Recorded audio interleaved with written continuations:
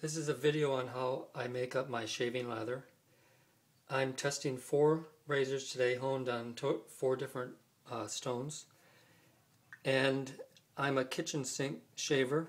I don't take a shower before I shave, so I'm just too busy to do that. I have an inexpensive way to make up a lather.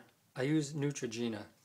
This is just Neutrogena bar soap. You can buy it at any store. And this is a tricolor badger that I just drip dry, give it one shake. Basically just a few strokes on this Neutrogena, and I'll pour the liquid into my bowl. This is actually a Japanese tea bowl. And you can see it makes a nice white colored lather.